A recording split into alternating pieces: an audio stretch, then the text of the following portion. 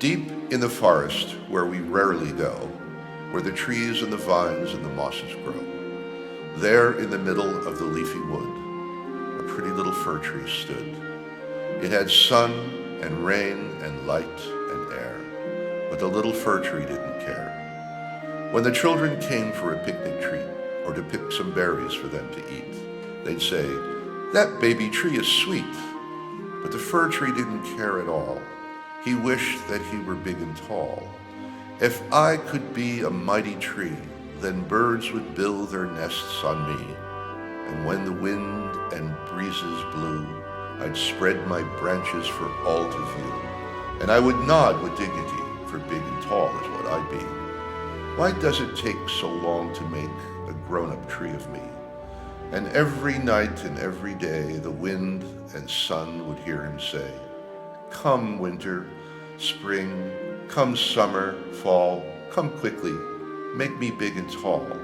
You take your time, you go so slow. Come quickly, seasons, make me grow." Each fall the woodcutters came around, and they would chop the big trees down, put them on wagons to cart away. But where they went, no one could say. And in the spring, when the birds returned, the fir tree asked them what they'd learned. And yes, the stork had seen the trees, sailing on one of the 7 seas. They were coming from Egypt on a trip. I think they were made into masts for a ship. They smell the way all fir trees do. They send their warmest greetings to you. If only I were big and tall, then I could also go to sea. And for pleasures the tree took none, in the birds or the clouds or the wind or the sun, or the April rain or the winter snow, for all it wanted was to grow. The dew wept tears and the wind kissed the tree. "Rejoice," they said, "rejoice in me. Enjoy your youth, O tree, rejoice. Enjoy each night, enjoy each day. Don't wish your sweet young life away.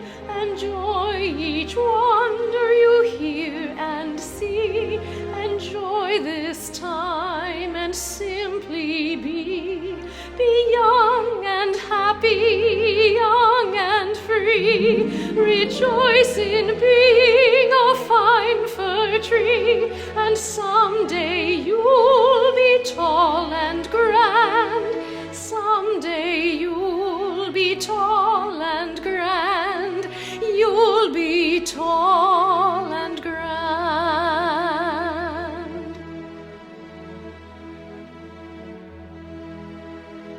But the fir tree couldn't understand.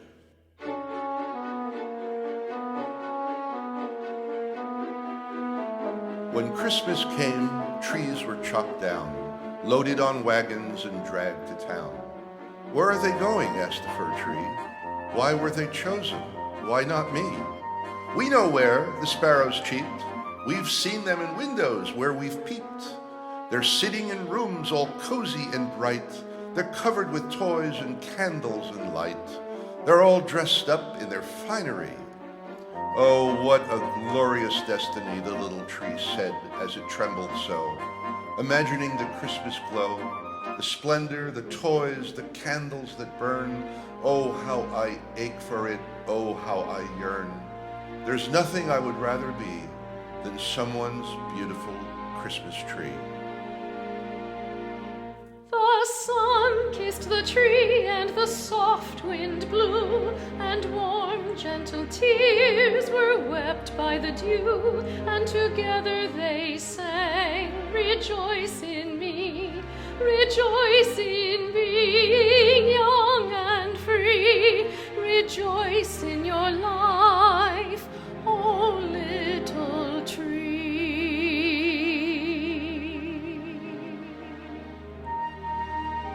But the tree did not rejoice at all. It wanted to be grown up and tall. And it didn't hear the bird's sweet song, and it didn't see the light of dawn. And it didn't feel the wind that blew, or the loving kiss of the morning dew. So time passed, and the fir tree grew, till one day its only wish came true.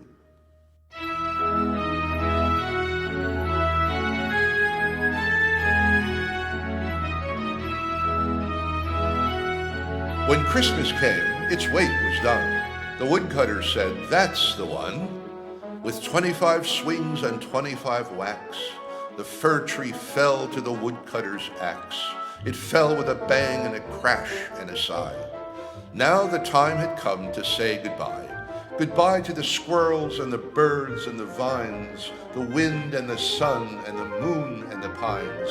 It made the journey filled with hope, tied to a wagon by a rope. And there it slept quite peacefully, dreaming the best was yet to be.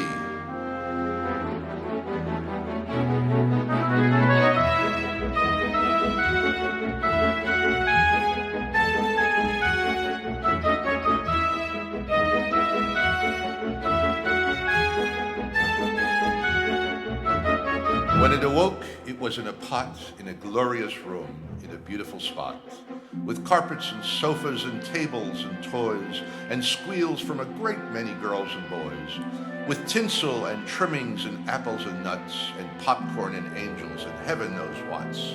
They draped it, festooned it with silver and gold. Our tree was a glorious sight to behold. Tonight, they all said, the tree will be lit. And the fir tree was happy, 'cause this was it. The life he had dreamed of had begun. His former life at last was done.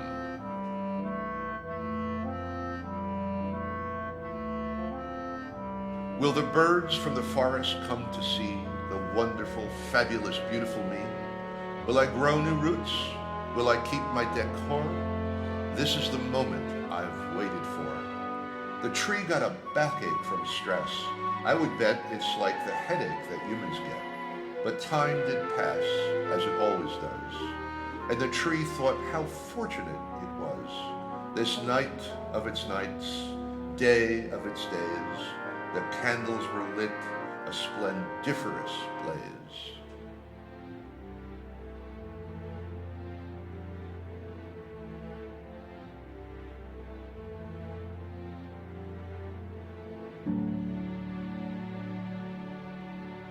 How proud was the tree, how grown up, how big, till one of the candles set fire to its twig.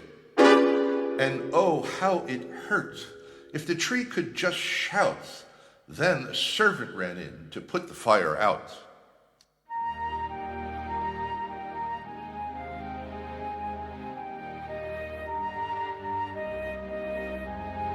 And soon it was evening and snowing outside. The fir tree was shining and glowing with pride. The doors were flung open, and oh, what a noise, the shrieking, the shouting of those girls and boys. They grabbed at the gifts, and how they pushed, how they pulled, till their pockets and packets and tummies were full, and they picked at the branches and poked everywhere, till nothing was left and the tree was quite bare. And all of the children in that family, not one of them ever looked up at the tree. The tree's feelings were hurt, but it thought about when tomorrow they simply would light him again. He sat there unnoticed and largely ignored, while the children played games and the older folks snored. A story, like hey diddle diddle, and then Humpty Dumpty, till little by little the clock put an end to this Christmas Eve fun. The tree was forgotten, the evening was done. Well, now that I'm here and I'm big and I'm tall, am I not to be in this party at all? The fir tree had had its great moment of glory, but oh, friends, the next day was one other story. Up to the attic the tree was dragged, and its branches drooped and its spirit sagged. But it still had hopes, and it said, I just know they'll plant me in the springtime again, so I'll grow. But it sat in a corner day after day, and it never once saw the sun's bright ray. And it never did feel the tears of the dew, or the silver beam when the moon was new. And it never did hear a songbird sing, or feel the winter turn to spring. For every day was just the same. Nobody cared and nobody came.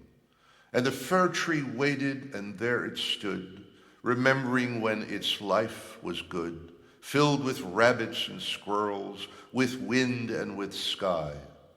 And then suddenly, some mice ran by. "Hello there, tree. Where have you been? Before this attic they've put you in? Have you been in the larder with hams and with cakes? Or been in a kitchen where apple pie bakes?" "I have been in a forest when the sun shines bright, and the moonbeams play with the stars at night, and the squirrels skitter here and there, and the songbirds sing to the little hare. How happy, old tree, you must have been before this attic they've put you in. Well, I'm not old, very wrong, and this is the place I surely belong. For here I was beautiful, and here I was bright, and they'll certainly want me again one fine night."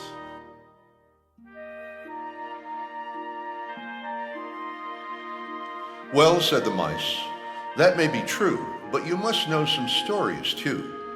The fir tree said, "Well, I know two, and I will tell them both to you." They were the only ones he knew. So every night the mice all came, but the two stories just stayed the same. Humpty Dumpty, hey diddle diddle, and slowly but surely, little by little, just as you certainly must have feared, the mice got bored and disappeared. As the fir tree waited for the day that someone would come to take him away, he was stuck in a corner covered with dust. Someone would come for him, someone must. Well, it happened one morning out of the blue. People with brooms and work to do, they moved some boxes and cleaned and swept, and came to the spot where the fir tree was kept.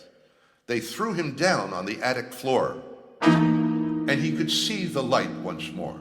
And suddenly, just like in a dream, he felt the kiss of a sweet sunbeam.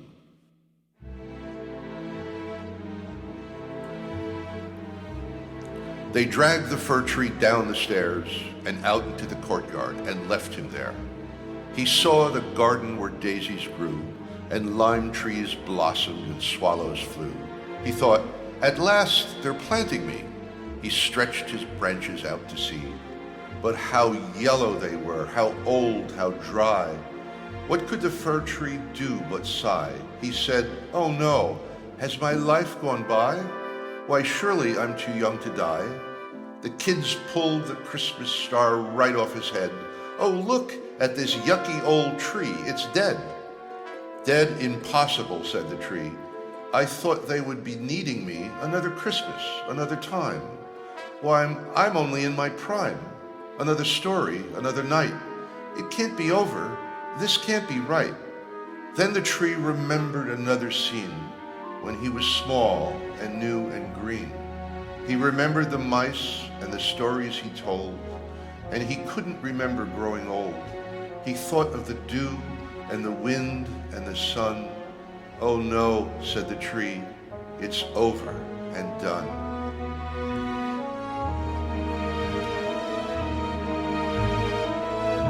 All of the happy times, all of the good, I should have enjoyed them while I could. And finally, he understood. Then a man came to chop him for firewood. And the fire grew high, and it roared in a blaze.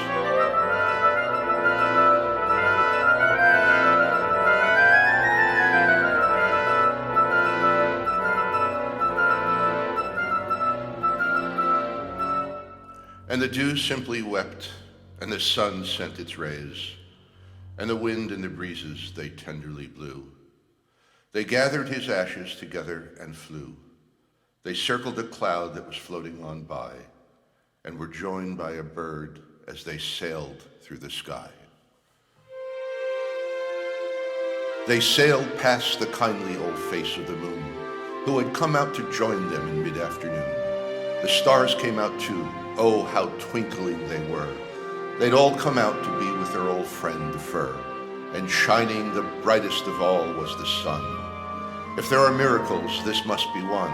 Sun, moon, and stars, cloud, bird, wind flew along to escort the fir tree back to where it belonged.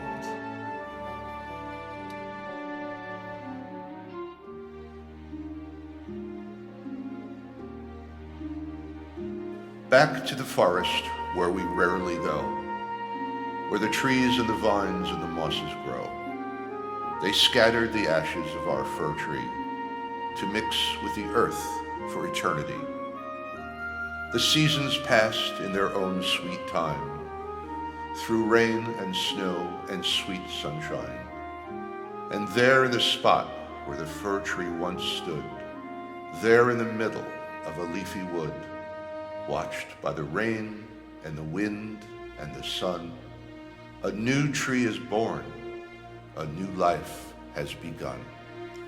The dew wept tears and the wind kissed the tree. Rejoice, they said, rejoice in me. Enjoy your youth, O tree, rejoice. Enjoy each night, enjoy each day. Don't wish your sweet young life away. Enjoy each wonder you hear and see. Enjoy this time and simply be. Be young and happy, young and free. Rejoice in being a fine fir tree. And someday you'll be tall and grand. Someday you'll be tall and grand. You'll be tall and grand. And this time, the fir tree did understand.